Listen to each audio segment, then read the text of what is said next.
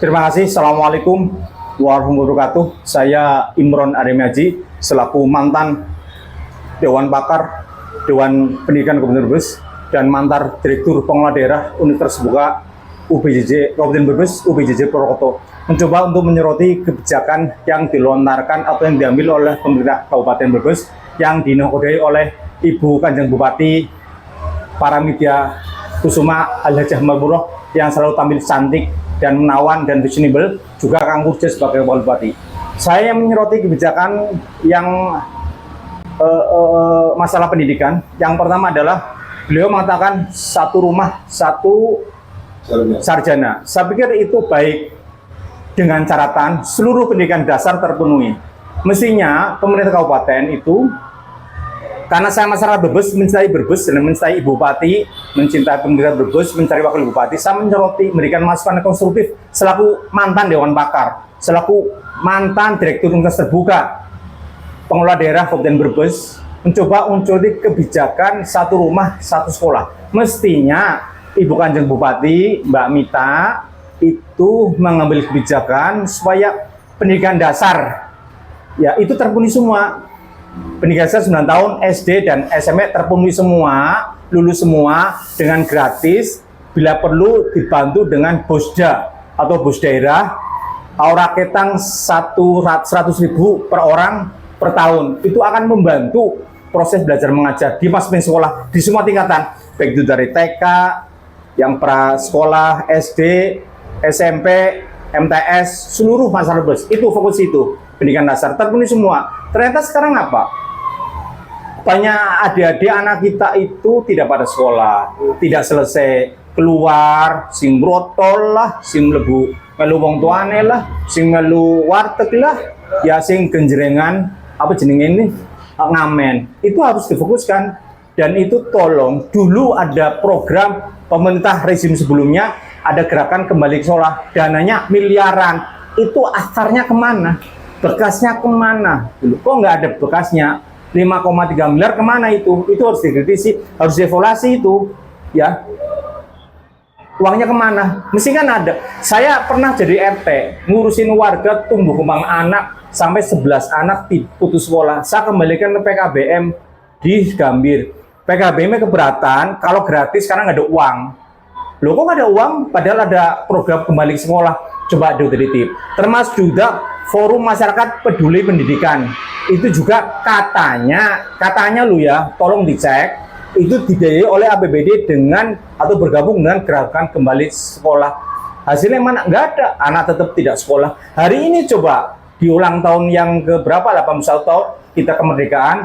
Ya, ini refleksi renungan untuk pemerintah Kabupaten Brebes. Di masing-masing perempatan jalan masih ada anak sekolah. Anak yang umur anak sekolah itu ngamen, tongkrong. Di perempatan Sawah Jajar ada. Di perempatan sini, apa namanya, Pasar Induk ada.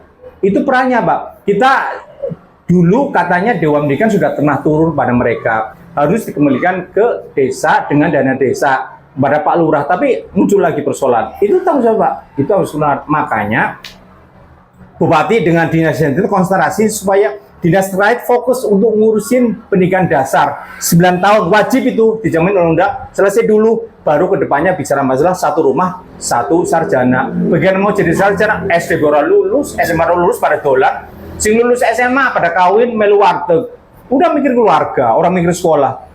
Bagaimana? Itu terlalu mimpi untuk makanya tolong saya memberikan masukan selaku mantan Dewan Pakar kepada pemerintah supaya fokus pada pendidikan untuk menaikkan grade apa namanya IPM kan, dan makanya anak-anak tuh disuruh sekolah sampai penuh 9 tahun, jangan sampai mereka terbengkelai. Itu jangan sampai mempengaruhi IPM, maka ada kemiskinan yang ekstrim. Sebenarnya bukan masalah ekstrim, itu hasil aja outcome. Hasilnya kemiskinan yang terstruktur, masif, dan apa namanya, terstruktur, masif. Satunya itu, karena itu dibikin korban dari kebijakan pemerintah yang salah, maka jadi miskin warganya, tidak bisa bergeliat untuk usaha. Tambah sekarang pajak serba tinggi segala. Itu beberapa renungan atau refleksi saya selaku mantan Dewan Pakar Dewan Pendidikan selaku yang ngurusin pendidikan. Termasuk daerah kabupaten yang termiskin ekstrim Ya miskin ekstrim, kata media begitu. Berarti kan faktor IPM dong, indeks pembangunan manusia. Akan ada itu kriterianya, daya jual, daya beli, pendidikan, kesehatan. Ada kan indikatornya itu, dan itu mesti yang di-grade. Masyarakat sini buat miskin sengaja dulu, buat miskin. Bisa jadi begitu, dibuat miskin secara sistematik oleh pemerintah. Apa ya? Iya, oleh negara. Katakan begitulah. Tolong kalau saya dikoreksi, karena beberapa saya pengamatan begitu.